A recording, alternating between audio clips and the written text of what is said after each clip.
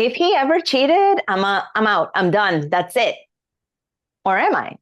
Well, today we're going to talk about it on Mindset Matters More.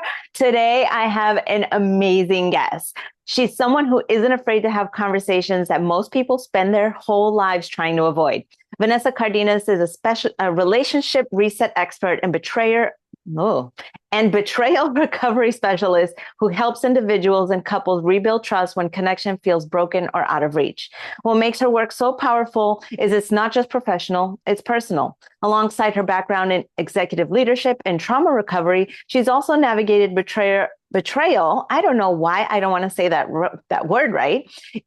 She's navigated betrayal in her own marriage, which gives her this deeply grounded, real world approach to healing and relationships. And you can get a feel of that New York grit in the way that she shows up: direct, compassionate, and honest. She's also preparing for her upcoming Oxford talk at Harvard University, where she's going to explore why so many people still feel alone, even inside committed relationships. This conversation is real, raw, and incredibly needed. Vanessa, welcome to the show. Andy, thank you so much for having me. We're going to have such a good conversation. When we did the prep, when we did that prep where you were like, oh, I need a half hour to kind of get to know you and see. Within the first 3 minutes, we were like, yeah, this is going to go really well. The audience is absolutely going to love this conversation. We actually should have recorded that as well, Yeah, because yeah. that we gelled right from the word hello. We got so much in there, and I'm hoping that we can capture even just an ounce of that conversation because it was so juicy. So let's get into it. So I feel like in betrayal, especially within relationships, there's two ways that I have seen people sort of navigate it. Is one is the way that like I started the podcast with, nope, if I ever get cheated on, that's it, I'm done. But I also grew up in a culture where, when you took your vows of marriage, that's it. Like you're there for life. It doesn't matter whether you're cheated on, you're hit, there's alcoholism, there's drug addiction, there's people leaving, gamble, whatever. It's like you stay no matter what. And so I think it's easy to start from the perspective of, I'm out of here. Like, why would I stay? But really, I'd like to approach it from that angle is what does it mean to choose to repair your relationship after betrayal? Hmm. Powerful question. Absolutely powerful question. Every single relationship is as unique as your fingerprint. And we we think we know all about relationships. We've seen it around us, we've seen family and friends and so forth. But what goes on behind closed doors, we have no idea. We don't. And each relationship, as I mentioned, is so unique, like your fingerprint, that what works for one couple doesn't necessarily work for another couple and doesn't work for the two people involved, or if there's a third or a fourth or a fifth, if we're talking about affairs, plural or affair, singular, whatever the circumstances might be. Because betrayal's on a spectrum. Mm. Betrayal, someone might feel betrayed just because their partner flirted with someone else, just said, hi, and there was a certain tone to it, or how the person on the receiving end experienced it and felt that it was flirting.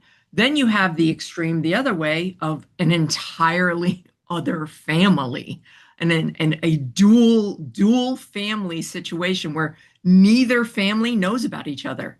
And the partner just keeps bouncing between the two families as if there is no other family. So the spectrum is, ooh, it's wide. It's very wide. And it also matters what the two people in the relationship, the ground rules and the guardrails they have in place for their relationship. Because Mm. what I'm finding is that a lot of the couples that I have come in here, and if they use the word vow, and I'm going to stick on that word because you mentioned it as well, well, we vowed, we made a vow. Well, yes. However, there were certain circumstances 20 years ago that weren't prevalent then that are now. So now the vows that are created need to mention, I will not participate in OnlyFans. I will not Mm, participate in online looking or commenting or seeing or viewing or whatever it might be. There are so many nuances now that weren't there 20 years ago. You didn't think that you needed to put into your vows, hey, I really don't feel comfortable with you liking other women who post in their bikinis. mm, I feel a little mm, uncomfortable that you're giving them attention because that's what it is. It's attention that's being diverted away from your partner to someone else. And the way I describe it to those that have betrayed, they have betrayed their partner. Listen, if you would give the same amount of attention to your partner that you did to this person, you wouldn't have the issues that you have now. Plain and Now, simple. you're right. And it is a spectrum because what might be okay with one person might not be okay with another. So where to even start to have the discussion to set up those guardrails and those like because you're right, there's just so many ways in which we can like experience betrayal, where we can experience somebody else giving away affection that we believe we deserve, that we should have. And how do we even bring up that conversation? Well, interestingly enough, there is so much available to be able to initiate that conversation. There are lots of different series. We just finished watching the Jason Bateman new series, which is DTF St. Louis. It's a, Mm, it's a, it, there's definitely a star next to it. You have to be ready for it. It's good and it has so many different nuances, but it definitely opens up conversations. And the one thing I really stress, especially with new couples where they're on the verge of getting married and their parents or someone of a little bit of an older generation has either worked with me or heard how I work, says, listen, go talk to Vanessa. Go have a conversation with her. Let her kind of know what's going on in your relationship, and she can bridge what you guys should be talking about, what should be indicated in your relationship, those guardrails that happen, because sometimes we fall into the trap of never. It will never happen to me. He would never cheat on me. She would never cheat on me. And we create a narrative that sets us up, unfortunately, for failure. It really does because we get so focused on it will never happen to me. And when we mm, use that type of language, never, we straitjacket ourselves. Whereas, wait a second, this might be a possibility. I don't want it to happen, but this might be a possibility because they might not know better. And I say know better in quotes because we haven't had the conversation that, you know what, it really makes me uncomfortable when you flirt with the waitress. I understand that you're doing it so that maybe we can get free dessert or free appetizer or something like that, or you don't have to tip as much because you paid her a compliment or whatever it might be. That might be what your intention is, but how I feel it sitting across the table, having you flirt with someone else, yeah, I don't like the way that makes me feel. So, one of the guardrails we have in place is that you pay attention to me. I get mm. all dressed up. I'm on your arm. I'm feeling really good. My confidence is really high. And you pay attention to another woman. Yeah, no, no, no, no. All eyes on me. Just like when you were dating. Some people feel like getting married is the end game. Oh no, it's not. You're just getting started. Dating was a pre-workout. Now you're in the workout. Now you're actually running the marathon and you need to keep up. You need to keep up with exactly what you were doing during dating, because what you were doing during dating must have been really good because you got a yes. There was a yes, there was an agreement. Yes, let's get married. That doesn't stop what you have done during dating. Because if you weren't a good boyfriend or girlfriend during the dating phase, yeah, you're not going to change. And that's another thing that I really advise my new couples. You're not going to change them. You're not going to change. Please, please don't think you're going to fix them or you're going to change them. You might improve them, okay, with encouragement and everything else. You might be their cheerleader, which is great. We all need a cheerleader. But if you think that you're going to get your partner to do a 180 and be a completely Mm. different person, yeah, that's not going to happen. And I'm sorry to say that. And a lot of your listeners might be thinking, oh no, I need to break up with my partner. They're never going to change. I want to be careful with that word never. Mhm. Never and always and fine. Those are three very destructive words in relationships because they're Yeah. just, you hit a brick wall with that. And I think you bring up this amazing aspect of it is thinking that life circumstances is going to change a person because you have one partner who thinks, oh, now that we're married, everything's going to stay the same. Or one partner who thinks, well, now everything's going to change.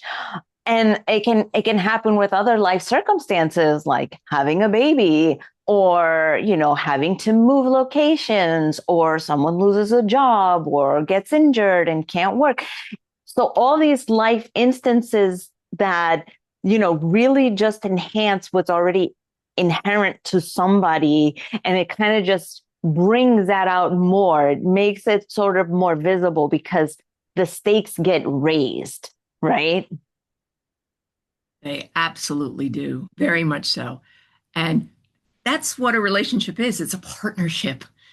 It's definitely a partnership. Now, a lot of people will talk about it should be 50-50. I'm going to say it should be 100-100. You're in it. You're in it for yourself. You're in it for your partner.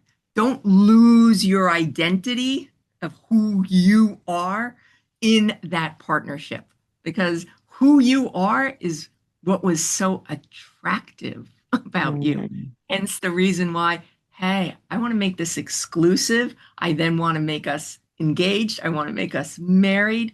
And again, you don't have to be married. You can be in a long-term relationship. Now, what is the definition of long-term? That's your definition. That's not my definition. Absolutely not. That's not anybody else's definition either. If long-term to you is 2 years, that's a long-term relationship. If it's 20, that's a long-term relationship. But that relationship where you both become exclusive to each other. And exclusivity doesn't necessarily mean that there's not others. Meaning Mm. if it's decided amongst both partners, there's agreement between both partners, it's not, oh, she'll be okay with this or he'll be okay with this. No, no, no. It's explicitly said exactly what your guardrails are. Then that exclusivity might not necessarily just be the two of you. Again, everybody is different. And that's the beauty of having a relationship that has crystal clear communication, that everything is out on the table. There is nothing that you wouldn't say to your partner. You allow yourself to be completely vulnerable and say what needs to be said. Sometimes you need a little help saying that. That's usually where I come into play and how I operate with my clients, especially my couples clients. They usually come in together for the first or second session, both. Then I see them individually because Mhm. that's when I get an opportunity to say, what's not being said? What are you avoiding saying? Because either A, you really don't want the answer, or B, you don't know what the answer is and you're afraid of the answer. or you actually know what the answer is going to be and you're afraid of that as well. What needs to be said? And then we come back together and we start going through those. I facilitate that to help put the language, the correct language to what needs to be said. Because sometimes what we say comes off in such a profound way. I'm going to give you an example. It's a great example that happened recently. I encourage, as you can see, I encourage people to talk, say what needs to be said. So I had a couples come in. She couldn't wait to tell me. She was so excited to tell me because she finally got up enough courage to be able to say what she believed need to be said. Fine, great. Before she even sat down, she couldn't wait to tell me. And she goes, I did it. Last night we were sitting on the couch and I turned to him and I said, why don't you hold me anymore? And I was taken back. I was like, whoa, hold on a second. Did you say it just like that? And she says, absolutely. And she was so proud of herself. And I said, well, what? I said, did he retract? Did he turtle in? Did he become defensive? And she looked at me as if I had been in the room with them. And she goes, that's exactly what he did. And I said, yes, because of the language that you used. I said, you could have said it with 6 different words to get your point across. You lean into him when he puts his arm around you, because that's mostly what men do. If you lean into them, they're not going to push you away unless there's a real big issue, but they're going to push you, move you a little closer. And then you lean in and you say, I miss this. This is nice. 6 words. That's it. You get your point across without him becoming defensive.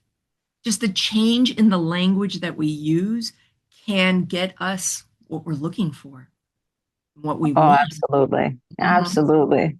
Because, and I've said this on plenty of other podcasts, that even the miracle of conversation, of communication is, how did I say it? When did I say it? Were they ready to receive it? What was my body language? What was my facial expression? Like, what was the energy behind it? And then it passes through all these filters of like my past, my experiences. And then it goes to that person who has their own filters of past experiences, fears, doubts, insecurities. What did they notice about me that I didn't notice about myself? And just like, even being able to convey to somebody just a simple phrase can just turn everything into a fight or misconstrued flirting, like you were talking about. And just the miracle of being able to communicate, it's so important to be able to just even think about and process, what am I going to say before I even say it? And what's the message behind it? And most of us weren't taught this. Most of us were not taught how to communicate effectively. So we're just like, trying to figure stuff out through trial and error. But a lot of us, and I'm speaking to myself, a lot of error happened in order to be able to understand, like, oh, my words have such impact, especially in a relationship. Correct. And there's 2 phrases from childhood that did us in. The first one, children are supposed to be seen, not heard. Mm.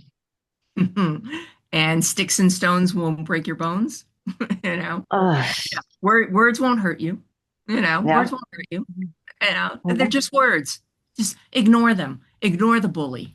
And it's like, no, you have no idea. Those words just saturate me.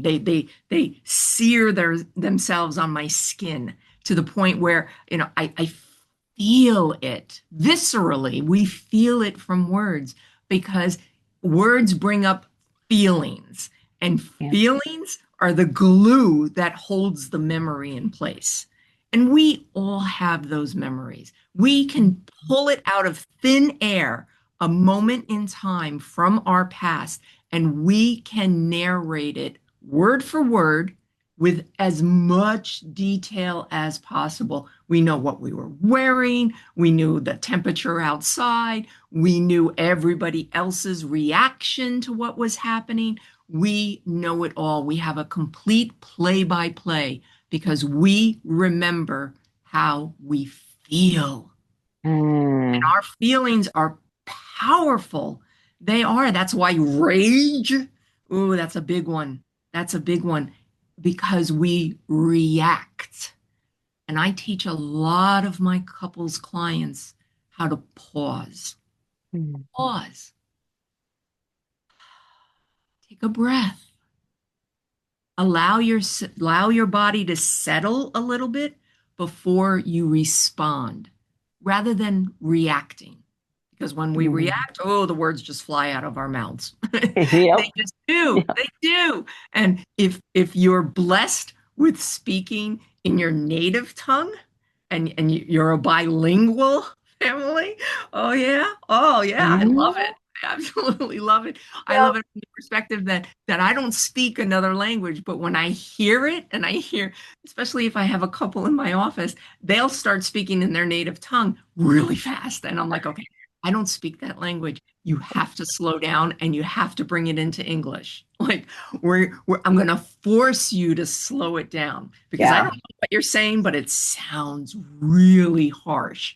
That's why there's certain languages that sound so beautiful. We don't know what they're saying, but when you slow down the language, it sounds so beautiful. Then there are other languages, pretty much almost every language that if it's spoken at a high pitch and very fast can sound very contentious. Hmm.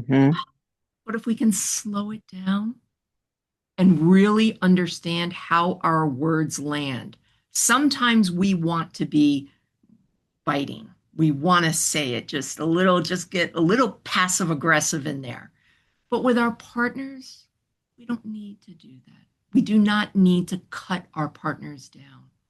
They're our No. cheerleaders. They're caretaking our confidence. Allow them to do so. And I share this with my clients quite often. She'll say, the only time he compliments me, or I feel like he compliments me, is I'm in sweatpants, I got my hair in a bun, I have no makeup on, I haven't even brushed my teeth yet. And he'll come down on his way to work and go, wow, you look really good. There's something about it. It looks really good. And she, rolls her eyes and she's like, really? Type of thing. And she'll dismiss his compliment. Mm. She's like, yeah, he's just saying that because he wants something later, and not necessarily true, but I'll tell you this. Every time you slap him for making a compliment when you don't feel it, he's going to stop doing that. Mm. He's totally going Yeah. to stop doing it. And I'm going to give you the reverse. My husband is a black, navy, gray guy, never wears any colors. Now, he and my daughter got into Manchester United soccer. She got into it, she got him into it. So, of course, because they're fans, they have to wear the jerseys, and their jerseys are red. Mm. I came home. I had never seen my husband. 30 years, I've never seen him in red. He walks into the kitchen and I do a double take. And I'm like, wow, you look really good in red. And I said it, it just flew out of my mouth. I didn't think about it. There was no precursor to it. It flew out of my mouth. Well, what do you think my husband did? Yeah, for a month, red was the only color he was wearing because Nice. he heard the compliment. He absorbed the compliment and he wanted Yeah. to please me Yeah. and please himself because he was like, oh, yeah. And we know it. We know it, ladies. When our husbands or our partners notice something, oh, that feels good. It feels good. So do that. Give your partner that feel good sensation when something happens. And if Yeah. they say it to you when you're not quite feeling it, still graciously accept it. Yeah. The power of words is something that I'm absolutely fascinated with.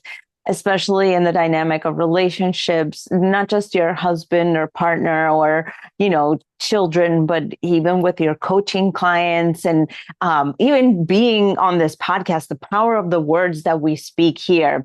And I know part of your story has the context of three powerful words that totally flipped your life on its end. Yes. Oh, three words. Let's share that a little bit because words can, one day they just flip our life upside down. How did you come to be where you are? What Mm. was the story behind that? I had dated my husband, and then we got married, and we had known each other for well over 3 decades. And he sat me down on a park bench and said, Vanessa, there's something I need to tell you. And I was very distracted. It was the first day of spring. We had had a harsh winter. It was just an awful winter. And I was people watching. I was so into what was going on around us, and I didn't have a jacket on, and I felt great. I just did. Sun and everything else. And again, I could hear him in the distance, Vanessa, Vanessa. And I turned to look at him and to tell you that everything slowed down. And he said three words, three words. I've met someone. And just like that, my whole world completely flipped upside down, inside out, and shattered in a moment, in just a moment. And in that moment, the entire movie of his new life flashed in front of me. Mm. She was a swimsuit model. She was gorgeous. They went off Riviera, the flying everywhere, Instagram worthy, the whole thing. And that movie was not even 3 seconds. I mean, it just flashed right before my eyes. And I became the most vicious Karen that day. How I was not filmed or arrested, I have no idea. Like, I just lost my mind because for me, it was never. He'd never. He'd never. I was the one and only. What do you mean you've met someone? And that was it. I found myself laying on my bedroom floor, ugly crying. You know that ugly crying, like just sobbing, snot, the whole 9 yards. And I begged God's source spirit for a reprieve. I could not function, not for hours, not for days, not for weeks, but for months. I could not get myself out of the funk, the guilt and the shame that I took on from him. I took it on because we as women, that's what we do. We become everything to everyone else and we take on everyone else's feelings. And I took it on. I completely took it on. And I asked God, source spirit, for a reprieve. Please help me. Please help me. And I heard it like a thunderbolt. You have to help someone else. Hmm? What? No, no, no, no, no. You misunderstood me. I need help. Heard it a second time. You need to help someone else. Oh, I got angry. Oh, I was really angry. And I was like, no, no, no. You are not understanding me. I know that I haven't spoken to you in a really long time, but I need you to hear the words coming out of my mouth. I need help. Mm. Third time I heard it. You have to help someone else. All right, fine. Like, okay, all right, Yeah. whatever kind of thing. And it was the first night that I slept more than 3 hours. And I woke up. Yeah. It wasn't a hallelujah moment, a eureka moment where I woke up and suddenly I was so much better. Oh, no, no, no. Absolutely not. Yeah. But I felt 1 degree better. And I felt that little nudge, like, okay, get started. And that's when I jumped into betrayal recovery. Like I got my hands on everything because I have a psychology degree. I thought for sure I could fix me and I could fix him. Yet no, doesn't work that way. And we had marriage counselors and therapists and coaches and groups and everything else. And it wasn't until I had an amazing mentor who pulled me aside one day. And this was after I had finally opened up and shared my story. And I became the unofficial ambassador for the group because everybody knew that I was doing so much research on this topic. Now, keep in mind, this was before like Google really took off and the internet really took off. This was a time where information about betrayal wasn't as nuanced as it is now. So Wow. either two schools, leave his ass or suck it up. you know, it was either those two. There was no middle ground. There was no like, here's what you need to do. Here are the stages that you're going through, similar to grief, but very different from grief. And here's how to process through it so that it doesn't strangle you, that you don't live your life in a straitjacket, that you're not tied to a cinder block for the rest of your life, that you can actually move through this. So this great mentor said two different wonderful things to me. Three. I'm going to share all three. The first was she pulled me aside and she told me I was being selfish. And I got angry at her. What do you mean I'm being selfish? I'm helping everybody else. Everybody else has me on speed dial. I'm talking to people at 2 a.m. What do you mean I'm being selfish? She says, she paused. She says, breathe, just breathe. Because I was angry. And she said, because you're only helping 11 people in this room. You have got to get out there. You have to write a book. A book? I have to write a book? What do you mean I have to write a book? I'm not going to share my story publicly. Yes, you need to do that. You need to write a book that becomes the guidebook to help people through this, not under it, not around it, not over it, through it. Yeah. Second wonderful thing that she told me, and the first time she told me, I paid no attention to it. The second time she said it to me, I got it. And that's the power of words. Sometimes we hear something and we're not hearing it at the right moment.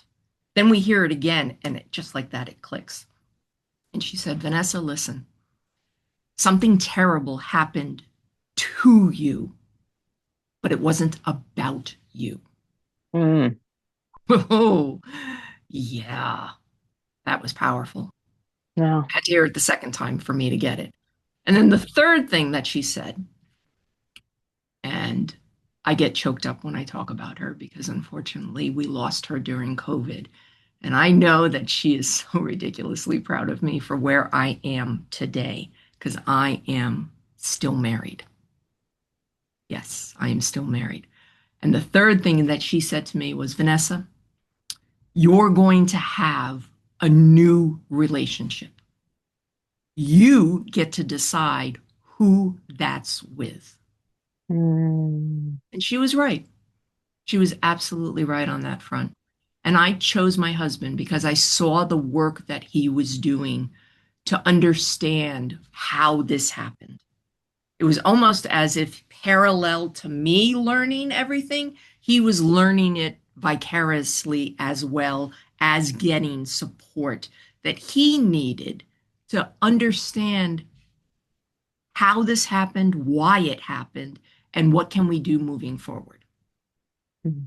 Yes. Oh, you bring up so much. First, I just want to say thank you for sharing this story and being vulnerable because a lot of people find that betrayal is such a source of shame because of the way that society deems, women who decide to work on relationships after being betrayed, and so I appreciate that you are bringing this and to show that there is something on the other side of choosing the relationship, working on it. And I think that the story itself is so powerful because, you even in other relationships that I have seen that have chosen to stay together, there's still an air of resentment. There's still an air of, I haven't really gotten over it. I still don't fully trust. I still don't fully believe that this is where I am. And what I see in you is that it's possible. I've never seen that before, but I see in you that it's possible. And so I appreciate that you've shared that. Mm-hmm. The possibilities are endless. And it's interesting that you bring up that particular word because for my Oxford talk at Harvard, they had asked for if I had my high school yearbook, and they because they wanted to do a montage of showing my various things anyway, so they had asked for my high school yearbook, so I had to find my high school yearbook. And my quote, remember back in the day you had your name, and what was going on, and then what your aspirations were, and then your quote. And my quote was, the possibilities. And when I saw that, again, we're talking 40 years later, I was like, Yeah. wow, like if I could go back in time and talk to myself back then, I had so much wisdom back then. And I'm like, absolutely right. Yes, Yeah. the possibilities. And Absolutely. you need to have the willingness. That's Yeah. really what it comes down to, is the willingness and Mm. the language and the understanding. Because to tell you that we dissected it, oh, yes, absolutely. But my advantage, and I'll call it an advantage, is that my husband, right out of the gate, took 150% responsibility. Mhm. There was no excuses of, well, if you would pay attention to me, and the kids and the house and the management and this and that, and all these excuses to explain why he has met someone else, Mhm. and shifted the blame off of himself onto me. Ooh, different scenario. Very Yeah. different. The fact that he took 100% ownership, he took 100% responsibility, and he was completely, in my eyes, completely transparent from that moment on. If I wanted to see his phone, I got to see his phone. If I wanted to put a tracker on it, at the time there was no tracking system, but now he's offered it now. He's like, if that Yeah. makes you feel better, no problem. He 100% transparent. And we got a chance to fall in love all over again, as if we were dating. Remember, I spoke Yeah. earlier about, Yeah. you know, the build up to getting married, the dating, when you really focus on your partner and you focus on the relationship, because that's what was missing for us, is that we became involved in life. We micromanaged our marriage. We both did it, but that allowed for a crack to form for someone else to come in and give my husband the attention that he didn't even realize he was missing. Mhm. Because now we talk about it very much so. We have some really in-depth conversations, more so than we've ever had. Things that we hesitated to say before, we can absolutely talk about now. Do they lead to some arguments? Of course they do. Yeah, we're people. Yeah. Everybody has their own guardrails and set of parameters, and we will talk about things. That's the most important thing to do in a relationship, is actually to communicate, to talk, Ah, ask for clarity. And our favorite thing, and I do this all the time because, believe it or not, even though I speak on stages and have done over 100 podcasts, sometimes I do put my foot in my mouth and I shove it pretty far. Without a doubt, I do. yeah. Especially with my Me New too. York grit. You can see it every once in a while that it happens. But what I'll do, and the great technique that I have, is take two. Let me Mhm. try it again. Give me an opportunity to say this again so that I know that it lands. And I'll ask, uh, do you understand that? Did I explain it well enough for you to have context of what I'm saying? And if you don't, that's fine. We can turn the kaleidoscope one more degree. It changes the pattern, but it's still all intact, so that you can see it a little differently, so that I can get my point across. What a beautiful point. What a beautiful, just because we say something in some way doesn't mean that that's the end of the conversation. And I think that that is such an important part of, you know, in any relationship, that not having the conversation is the end of the conversation. but continuing on and saying, okay, I said this, but let's dive into that. Let's really dissect it. Let's bring it up in this other way, because when you're coming together in love, and this is what I've understood from this conversation today, is when you're coming together for with a common goal, whether it's repair, whether it's, unity, whatever that is, the foundation of it is, keep coming back to it, keep coming back to it, and keep coming back to it. And I think that your message just completely resonates so much on so many levels, even beyond the relationship level. So I'm grateful that we've shared all of these stories and all of these like different perspectives, because I think, it's not just about one way being the right way. It's finding what works for you. And so, Vanessa, I would love for you to share, how can people reach you? What have you got going on? Like, if they find themselves in a predicament, how can they connect with you? You can absolutely connect with me through my website. And my website is very comprehensive. I take great pride in my website, as it is a great resource for those that are in relationships. And as you rightfully said, it's not necessarily an intimate partner relationship. Lots of other relationships that we have. We have relationships with colleagues, our work colleagues. And you know this, every once in a while, there just seems to be some friction, whether that's boss to employee, employee to employee, whatever the dynamics might be. But those are relationships as well as relationships we have with our children, our family, our in-laws. Oh, yeah, our in-laws. And as you rightfully said, sometimes it's the conversations we don't have that are the most detrimental. Very much so. So my URL is understandingear.com. It actually Oh, comes from my favorite quote.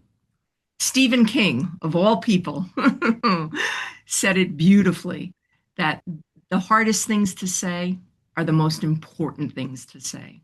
They're locked within, not for the want of a teller, but for the want of an understanding ear.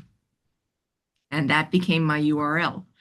Little did I know that most people would confuse me with an audiologist, but that's okay. That's absolutely okay. If it's easier for you to remember, I also have the URL Vanessa-Cardenas.com as well. That's the best way to get in touch with me. And my digital footprint is very large. You'll put all my links in the show notes as well. yep. And as you mentioned right at the top of our conversation, I am working on my talk at Harvard, which I am doing in July, that I am ridiculously excited for. I spoke at Columbia University, I spoke across the pond at Oxford University, and now I get a chance to drive to Boston from New York and speak at Harvard. And it's such an honor to do so. So I'm excited about that. So keep your ears posted for that. That will be a great talk as well. Oh, thank you so much, Vanessa. We will be posting all of those links in the show notes. I'm so grateful that you have been here sharing time, space, and energy with me. Everyone, if you guys are looking to connect with her, please do reach out to her. And, every Tuesday here, we talk to other coaches and get different perspectives and see where they're from. So come and join us every Tuesday for other interviews, and just catch my master classes every other week. We love you guys so much that we just keep dropping more information, more knowledge, and just showing you what is possible. Love you guys so much. We'll see you next time. Bye.